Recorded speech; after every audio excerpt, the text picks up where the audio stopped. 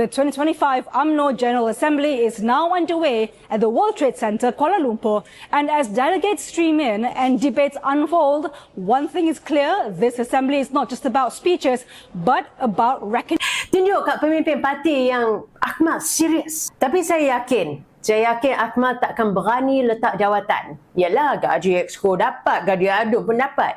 Takkanlah Akmal tak nak. DAP Melaka memang bagi kerjasama yang baik dengan UMNO Melaka. Sampai sekarang tak ada pun isu. Tak Akmal seorang aja yang bising. Saya akan terus menjawab Akmal memandangkan serangan Akmal pada kerajaan perpaduan.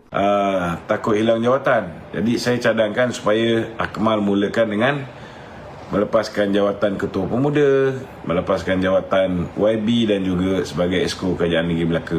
Betul, saya akur keputusan parti kekal dalam kerajaan sehingga habis penggal. Saya akur sebagai orang parti, tetapi seorang pemimpin di bawah yang diangkat ke atas untuk menunjukkan bahawa saya membawa suara akar umbi yang keresahan.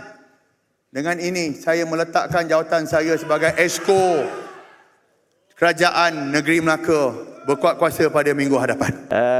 Ada 104 bahagian yang akan mengusulkan supaya Najib ini diberi pengampunan penuh. Berapa orang 104 bahagian ini yang mewakili ahli-ahli UMNO? Berapa orang sebenarnya yang beria-ria dalam pengampunan ini? Saya melihat isu Najib ini akan terus dimainkan sehingga habis penggal. Usul berkaitan pengampunan terhadap bekas Perdana Menteri Datuk Seri Najib Razak paling banyak diterima iaitu 104. UMNO di bawah Zahid ni nak kerjasama dengan PAS di bawah Muafakat Nasional amat tipis. Malah saya difahamkan Zahid tak mau. Punca pecah Muafakat Nasional ini ialah kerana PAS. Pertama, Zahid menyuarakan harapannya agar PAS bubar. Mereka mahu UMNO keluar daripada kerajaan perpaduan. Itu kenyataan yang Zahid kata, UMNO akan kekal bersama-sama dengan kerajaan ini sampailah ke habis penggal. Kenyataan inilah yang pastinya akan mengecewakan Akmal. Kerana Akmal memang bersungguh-sungguh mahu membawa UMNO itu keluar daripada kerajaan madani bersama-sama PAS membentuk Muafakat Nasional menjadi pembangkang yang lebih bermaruah.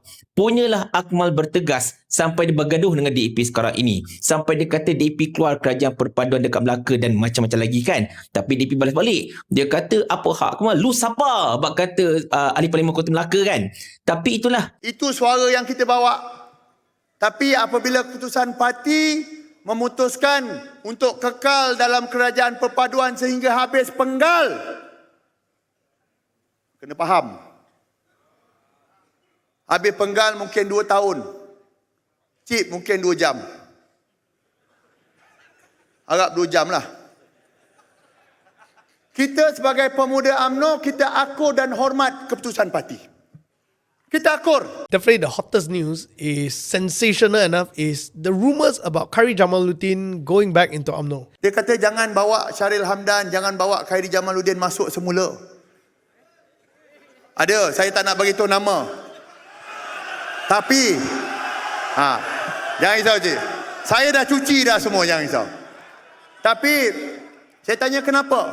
Dia kata, Chief, kalau kita bawa masuk KJ, perjalanan politik you akan terganggu. You sekarang Ketua Pemuda UMNO Malaysia. Lepas ni you boleh pergi jauh lagi. Walaupun hari ni KJ menjadi DJ.